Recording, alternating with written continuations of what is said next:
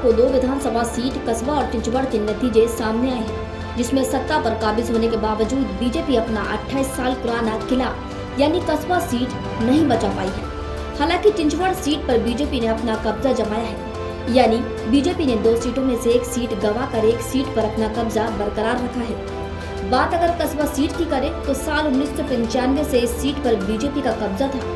इस सीट पर कांग्रेस के उम्मीदवार रविंद्र धंगेकर ने अप्रत्याशित जीत दर्ज की है। अप्रत्याशित इसलिए क्योंकि ये सीट बीजेपी सालों से जीतती आ रही है। कस्बा सीट पर रविंद्र धंगेकर को 73,194 वोट मिले हैं, जबकि बीजेपी के हेमंत रासने को 62,224 मत मिले हैं। दोनों सीटों पर जीत हासिल करने के लिए शिंदे फडणवीस गठबंधन ने काफी मेहनत की थी, लेकिन फिर भी हार का सामना करना पड़ा। ऐसे में सवाल यह है कि आखिर बीजेपी की जीत के समीकरण में कमी कहां आई है? आखिर बीजेपी के हार का क्या कारण है? तो इसका जवाब है बीजेपी का ओवर कॉन्फिडेंस। जी हाँ, 28 सालों से इस जीत पर बीजेपी का कब्जा था और आगे भी पार्टी को उम्मीद थी कि सीट उन्हें ही मिलेगी, लेकिन ऐसा नहीं हुआ। वहीं दूसरी वजह यह भी है कि बीजेपी पर कथित तौर पर पैसे मांगने का आरोप भी लगा था। इसके अलावा कस्बा सीट पर बीजेपी के हारने की 4 प्रमुख वजह हैं।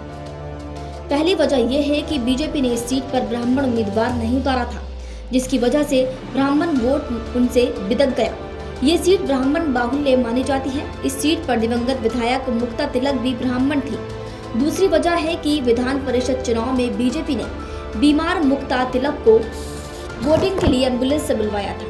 साथ ही इस चुनाव में बीमार होने के बावजूद गिरीश बापट को चुनाव प्रचार के लिए उतारा गया। बापट का यहाँ अच्छा वर्चस्व माना जाता है, इसकी वजह से भी कार्यकर्ताओं में नाराजगी रही होगी। तीसरी वजह ये भी है कि शिवसेना के पुराने कार्यकर्ताओं की नाराजगी।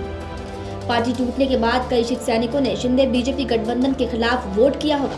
चौथी वजह यह भी है कि कस्बा विधानसभा क्षेत्र में कई माइनॉरिटी पॉकेट है, जहां के लोगों ने एकजुट होकर बीजेपी के खिलाफ मतदान किया होगा, जिसके चलते बीजेपी को हार का मुंह देखना पड़ा। कस्बा सीट पर बाजी मारने वाले रविंद्र धंगेकर ओबीसी समाज से आते हैं, साथ ही उनका क्षेत्र में अपना एक राजनीतिक वजूद है।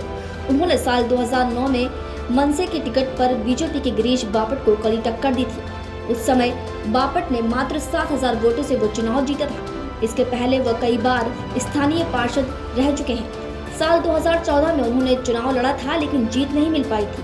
साल 2017 में पूर्व मुख्यमंत्री अशोक चव्हाण धंगेकर को कांग्रेस में लाए थे, लेकिन उन्हें 2019 के चुनाव में टिकट नहीं मिल पाया था। डेस्क रिपोर्ट, मुंबई महानगर।